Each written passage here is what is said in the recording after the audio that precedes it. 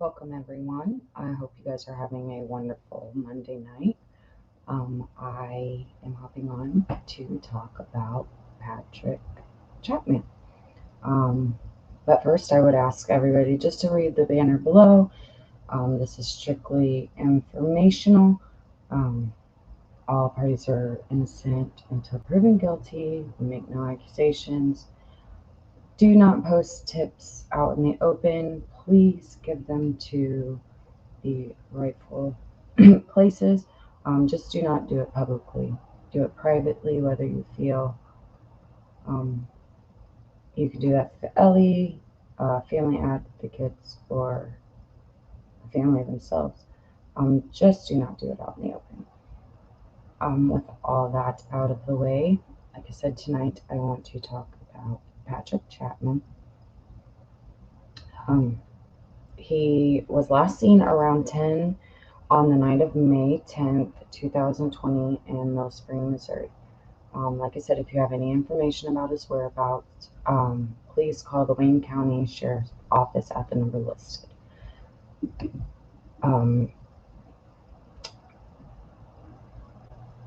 Now, before I get started, I will not be mentioning names. I don't think anybody needs to mention names necessarily in certain cases, especially if the family is asking, let's try not to get too out of hand and focus on the details surrounding.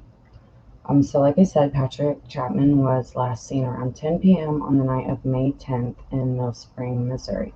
He was staying at the house of his girlfriend and their parents. The homeowner stated that Patrick came into the house asking for a gun because there was someone bothering him outside.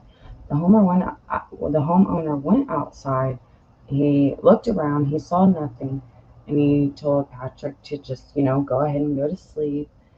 The homeowner got up about 4 a.m. He went and got up for work, and Patrick and his car were gone. Patrick went down there around March 13th, and the family and the close friends and those closest to Patrick were aware of him being down there, and they had contact, sifting through everything. They had contact with him last on May 10th.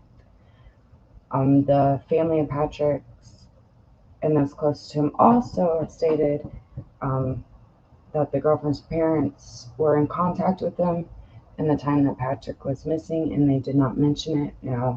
Whether they just, you never know. They could have thought he went home. There could have been a lot of reasons why they didn't mention it. So let's just not focus too much. The family and those closest to Patrick do want you to know that they would never leave his 12-year-old son behind on his own free will, and they do suspect foul play. Now, on June 5th, 2020, Patrick's Burgundy 1995 Ford Escort was located abandoned with a flat tire on a four-wheeler path about half a mile from Mill Springs Cemetery.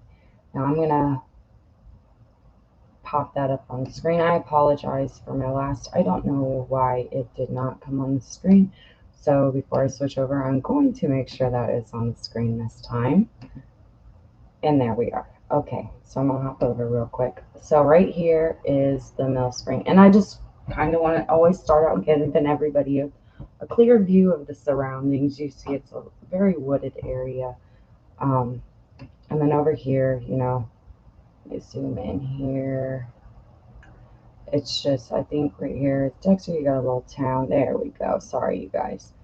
And then it's just fields and patchy. And there's a little town with McDonald's there. I just like to give everybody a view. It's a very, very wooded area.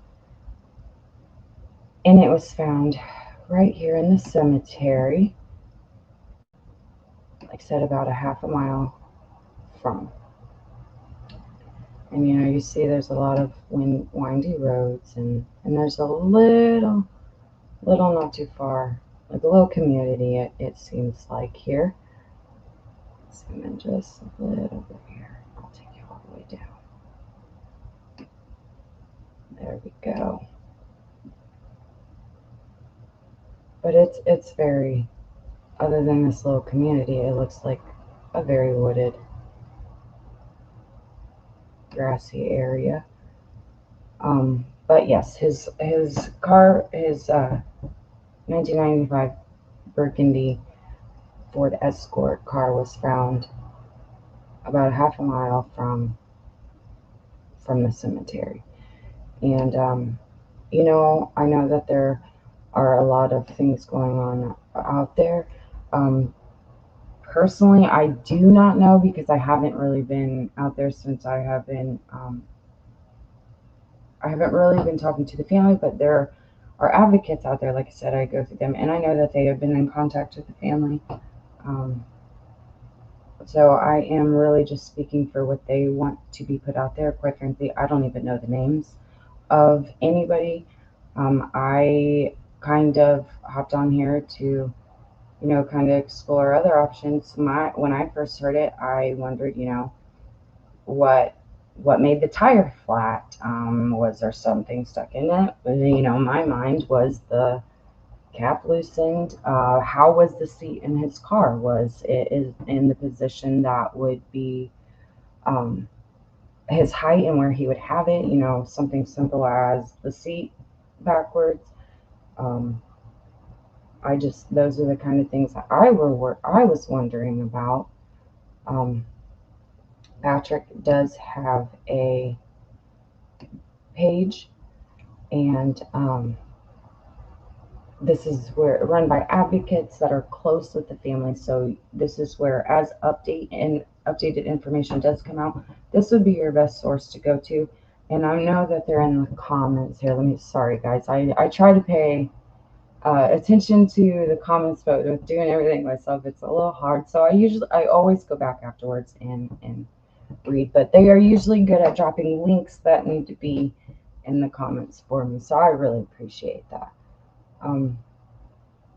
Like I said, the family just really just needs some answers.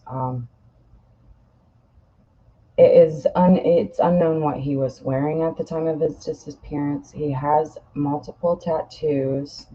I have a picture here of, here we go, some of the tattoo, and I have a description here. Like I said, they do not know what he was wearing at the time of his disappearance. He has multiple tattoos, including the word Chapman, as you can see, on his forearm, a cross across his shoulder blades, and a sun or circular saw between his shoulder blades.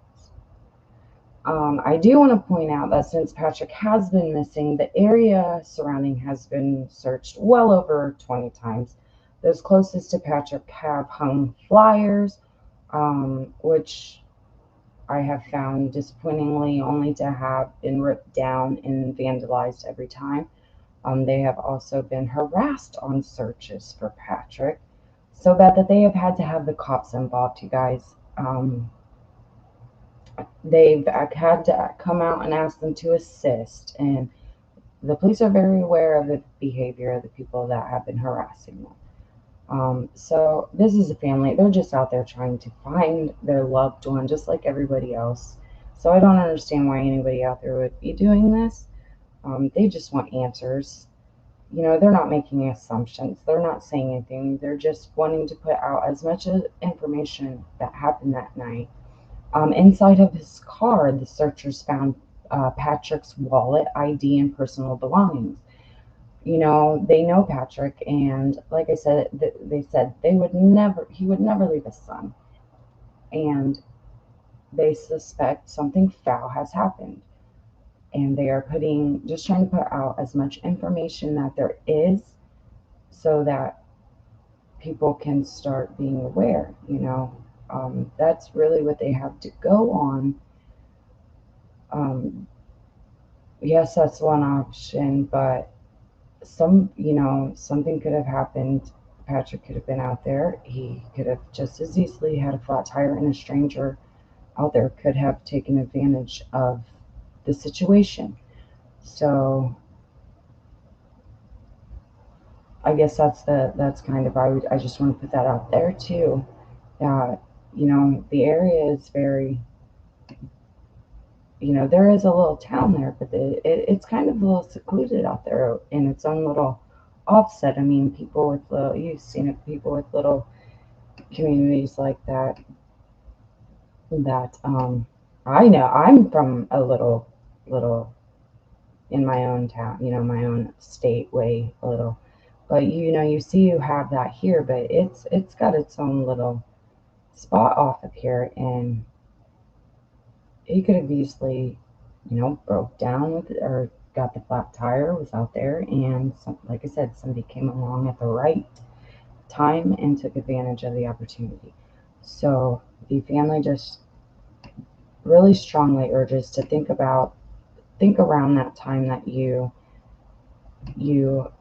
um, were in the area, seeing something suspicious, and didn't even think it was suspicious at the time. They were just really looking for any information. And I'm just trying to help put that out there all in one.